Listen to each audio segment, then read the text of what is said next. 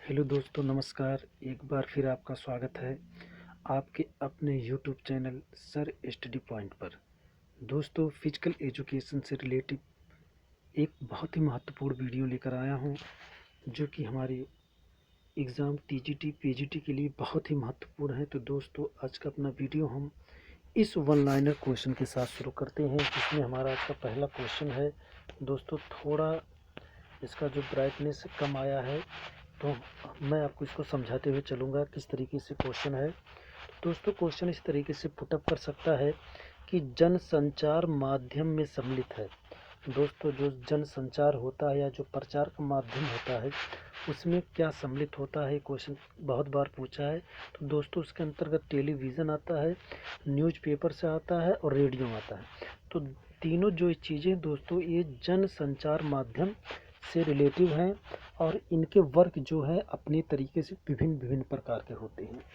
इसके बाद दोस्तों, हम अगला क्वेश्चन देखते हैं कि पाठ्य योजना के प्रारंभ से अंत की ओर का सही पद क्रम है। सही पद क्रम क्या है? तो दोस्तों, इसमें देख लेते हैं। पहला जो है वो उस्मीकरण है, दूसरा शिक्षण है, तीसरा अभ्यास है और चौथा जो पूरक क्रियाएं हैं। एक बार हम फिर से इसको पढ़ लेते हैं। पाठ योजना के प्रारंभ से अंत की ओर का सही पद क्रम है उस्मीकरण, शिक्षण, अभ्यास और पूरक क्रियाएं होती हैं। अगला है एक कथन के रूप में दोस्तों एक क्वेश्चन है कि किसी एक लक्ष्य पर विभिन्न व्यक्तियों की कोशिश के सामंजस्य के प्रयास को कहते हैं। जैसे दोस्तों, किसी एक लक्ष्य पर जब बहुत से व्यक्ति, विभिन्न प्रकार के व्यक्ति उस कोशिश करते हैं, एक सामंजस्य बनाकर उसको पाने का प्रयास करते हैं, तो दोस्तों किसके अंतर्गत आता है? वो प्रबंधन के अंतर्गत आता है। तो ये क्वेश्चन भी पुटअप कर सकता है।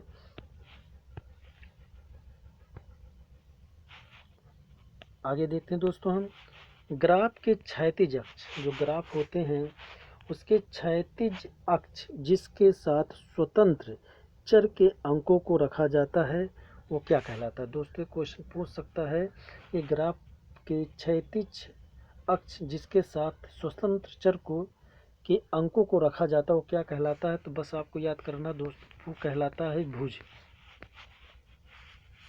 अगला है कि एक विशेषता या गुण जो एक विषय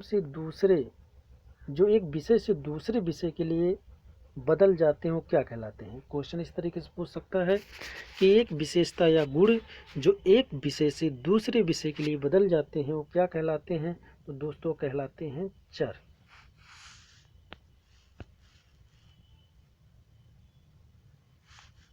अगला क्वेश्चन देखते हैं दोस्तों, थोड़ा इसका जो लाइट कमा है कि अधिकतम ताकत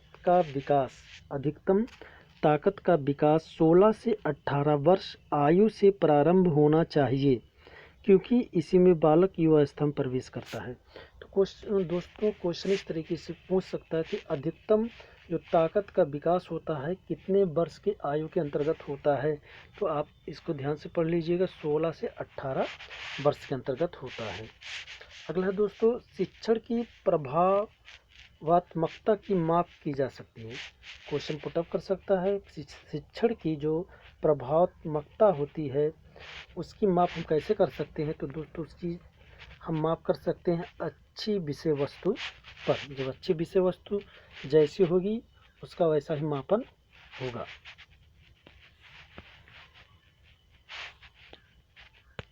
अगला दोस्तों, प्रशिक्षण सत्र में कुल प्रदर्शित कार्य की मात्रा क्या कहलाती है?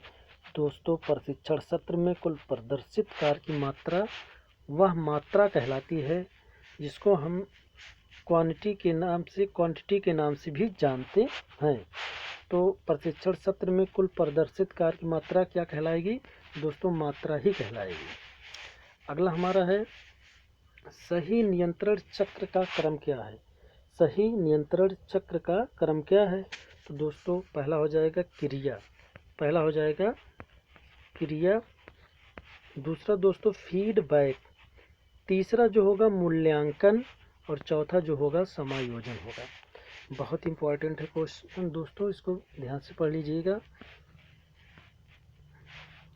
अगला है दोस्तों, लंबर गो से क्या तात्पर्य। क्वेश्चन पूछ सकता है आपसे, पुटअप कर सकता है कि लंबर गो से तात्पर्य क्या होता है। तो दोस्तों जब लंबर गो आएगा तो कमर दर्द से संबंधित होता है।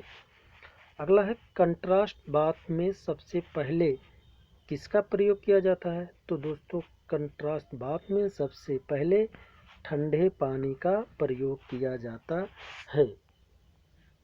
इसके बाद दोस्तों हम देखते हैं थोड़ा जो इसके कलर कम आया है, ये है दोस्तों खेल क्षमताओं को बढ़ाने वाली औषधि है। क्वेश्चन पुटअप कर रहा है कि खेल क्षमताओं को बढ़ाने वाली औषधि है। तो जो पहला होगा दोस्तों होगा एनाबैलिक स्टेरॉइड। क्या होगा, एनाबैलिक स्टेरॉइड। और दूसरा होगा एम्फेटामाइंस।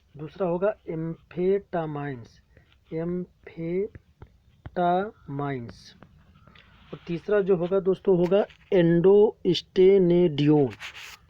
ठीक है, तो 3 प्रकार होंगे। पहला जो होगा एनाबैलिक स्टेरॉइड, एम्फेटामाइंस और एंडोस्टेनेडियोन। तो दोस्तों इसको ध्यान से पढ़ लीजिएगा। अगला है दोस्तों कि शरीर समायोजन के लिए अंतराल प्रशिक्षण सर्वोत्तम रहेगी। क्वेश्चन इस तरीके से पूछ सकता है दोस्तों कि शरीर के समायोजन के लिए कौन सा प्रशिक्षण उत्तम होता है या सर्वोत्तम होता है। तो दोस्तों वो होता है अंतराल प्रशिक्षण।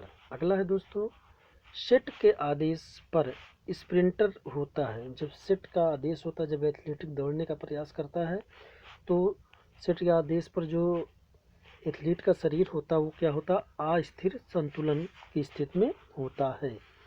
अगला है दोस्तों अपाकुंचन प्रोटेक्शन और आकुंचन रिट्रैक्शन। ये क्या होता है दोस्तों, ये हमेशा संबंधित होता है कंधे की जोड़ से। अपाकुंचन प्रोटेक्शन और आकुंचन रिट्रैक्शन ये कंधे की जोड़ से संबंधित होता है। अगला है कि मध्य तल शरीर को बांटता है। मध्य तल जो होता है शरीर को बांटता है किसमें, बाएं प्लस दाएं हिस्से में। मध्य तल शरीर को बांटता है बाएं प्लस दाएं हिस्से में।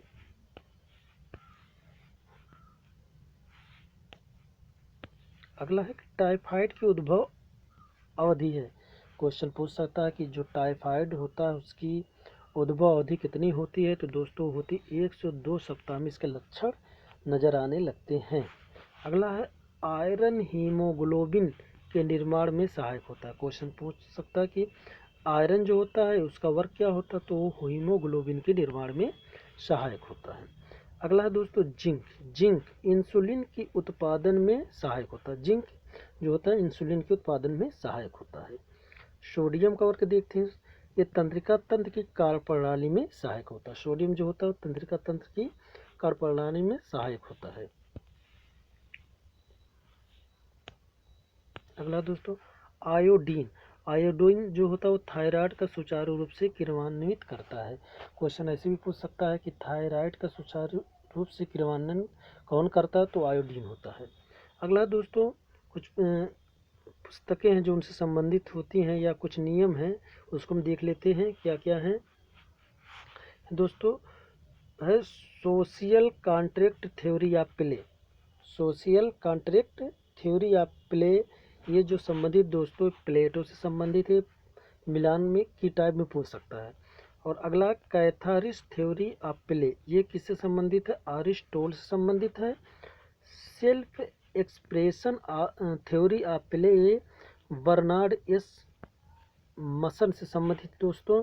और जो इसमें है इंस्टीफंट थ्योरी ऑफ प्ले ये कार्ल गुरु से संबंधित है। तो दोस्तों एक कैथारिस और एक इंस्टीफंट वाला बहुत ही इम्पॉर्टेंट है। देखा जाए तो चारों इम्पॉर्टेंट है, इसको बहुत ध्यान से पढ़ लीजिएगा दोस्तों।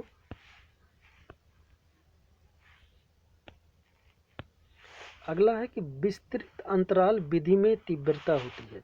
जो विस्तृत अंतराल विधि होती है उसमें तीव्रता होती है 60 से 80%।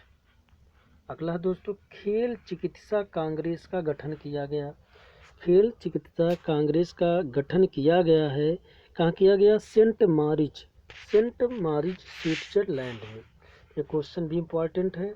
अगला दोस्तों, मालिश के कितने प्रकार होते हैं? तो मालिश 4 प्रकार के होते हैं, सहलाना, दबाव, थपथपाना या झकझोरना। ये 4 प्रकार मालिश के होते हैं। अगला है, रिले रेस में एक्सचेंज की दूरी कितनी होती है? दोस्तों पूछ सकता क्वेश्चन की रिले रेस में एक्सचेंज की दूरी कितनी होती है? तो 20 मीटर होती है।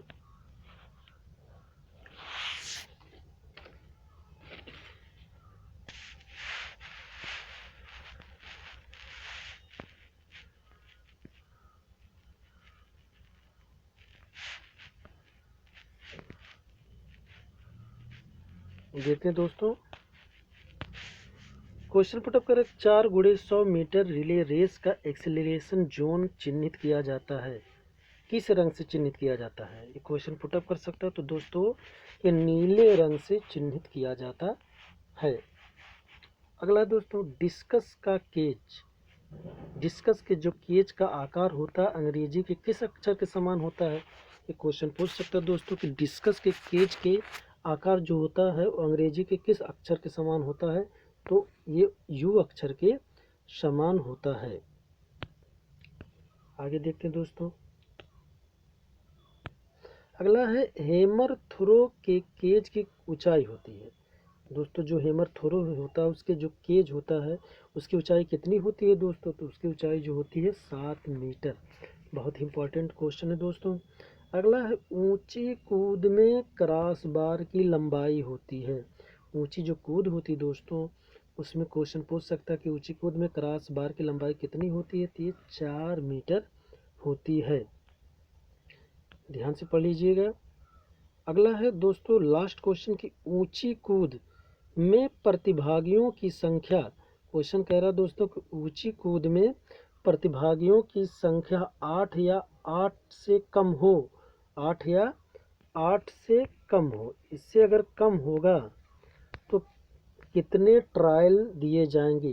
दोस्तों ये जो ट्रायल होते हैं 6 दिए जाते हैं, 6 ट्रायल दिए जाते हैं।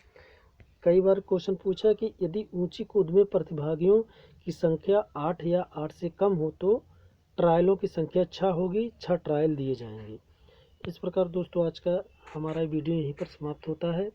बहुत जल्द एक बहुत ही अच्छा वीडियो लेकर आपके सामने आऊँगा। धन्यवाद।